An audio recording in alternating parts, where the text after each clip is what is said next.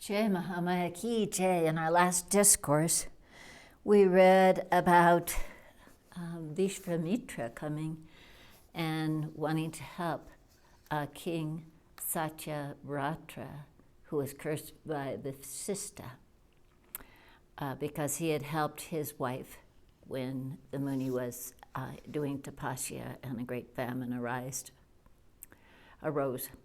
So we'll go on to chapter 14.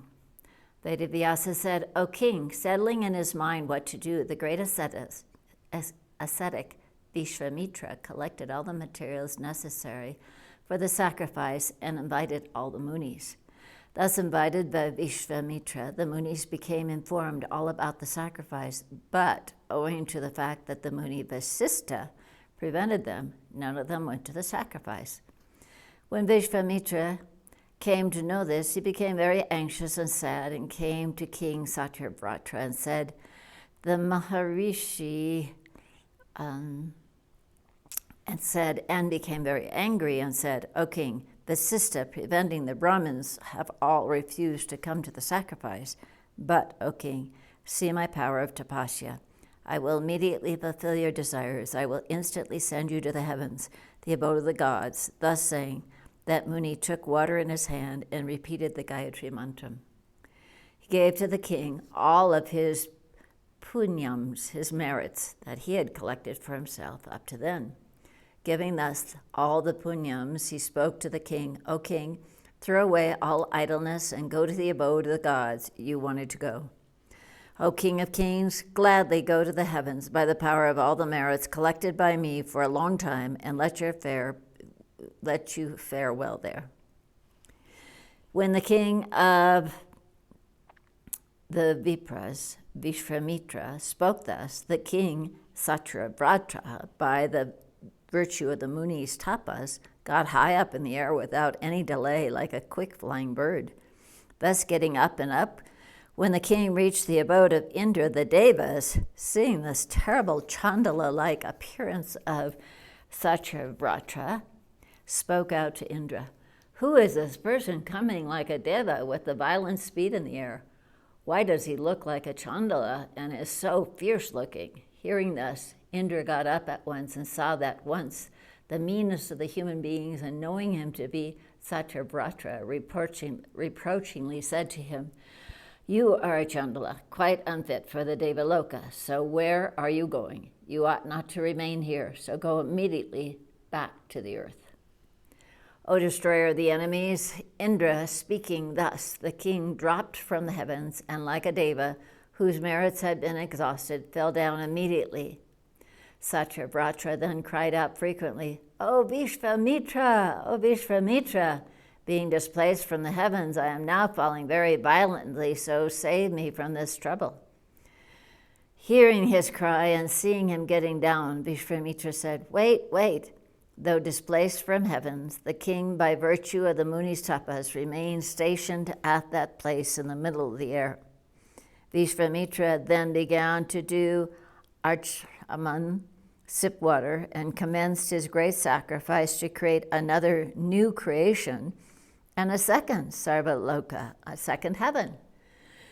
Seeing his resolve, the lord of Sachi, Indra, became very anxious and eagerly came to Vishvamitra without the least delay and said, O Brahmanan, what are you going to do? O saint, why are you so very angry, O Muni? There is no necessary to create another whole new creation. Order now what I am to do. Vishvamitra said, O lord of the Devas, the king Satyavrata has become very miserable to have a fall from the heavens. Therefore, this is now my intention, that you gladly take him to your abode.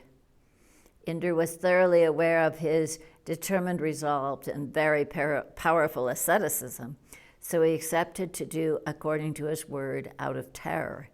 The Lord Indra then gave the king Satyavrata a bright and divine body and made him take his seat in an excellent car, and taking leave of Vishvamitra, went with the king to his own abode.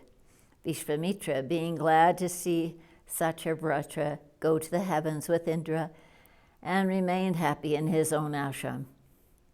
Meanwhile, the king Harishchandra Now, hearing that his father, Satyavrata, had gone to heaven by virtue of his tapas, began to govern his king with a gladdened heart. The king of Ayodhya began then to live constantly with his clever wife, full of youth and beauty.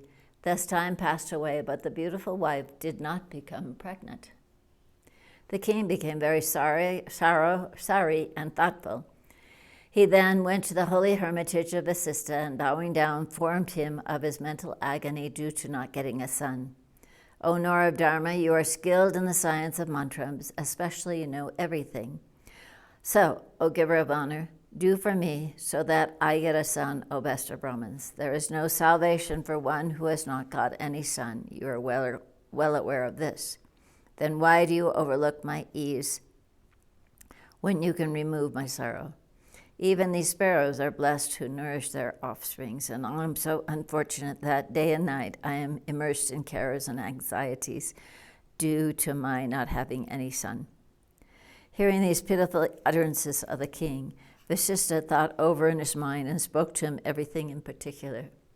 Vasista said, O king, true you have spoken that in this world there is no other sorrow more painstaking than the state of not having an issue.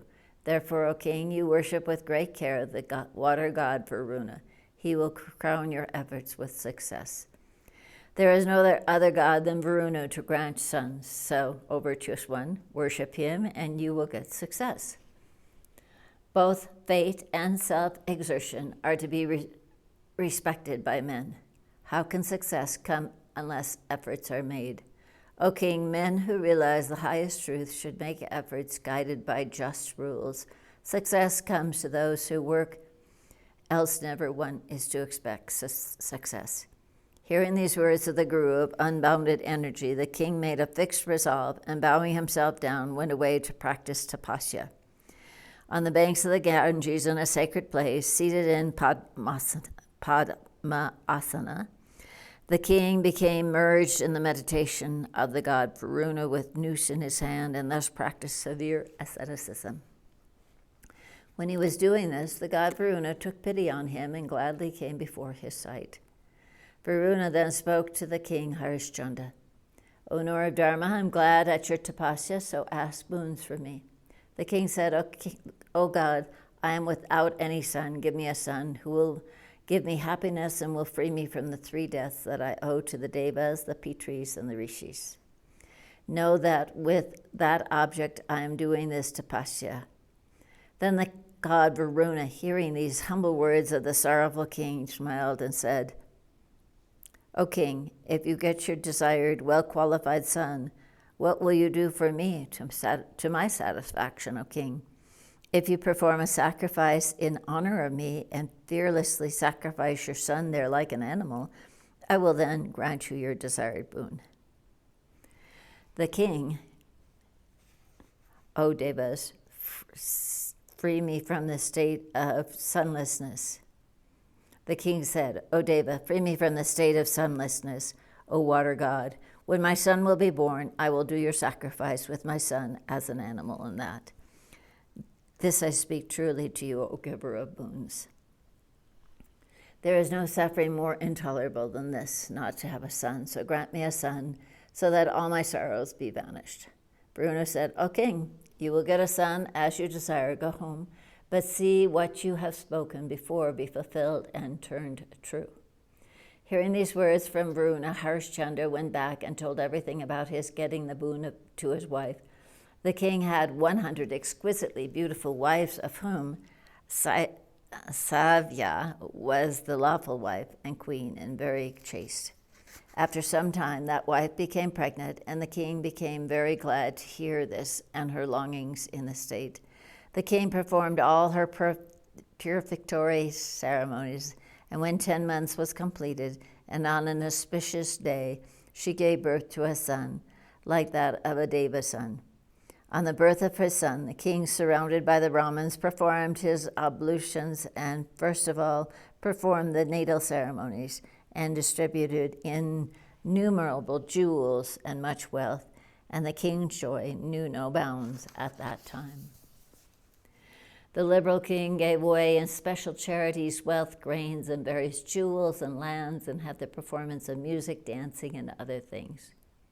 Here ends the 14th chapter of the 7th book on the going to heavens of Satyavrata and the commencement of Harishchandra's narrative in the Mahapuranam, Srimad Devi Bhagavatam of 18,000 verses by Maharishi Veda Vyasa. Jai Mahamaya ki jai, Vishveshvari Mata ki jai, Bole Baba ki jai.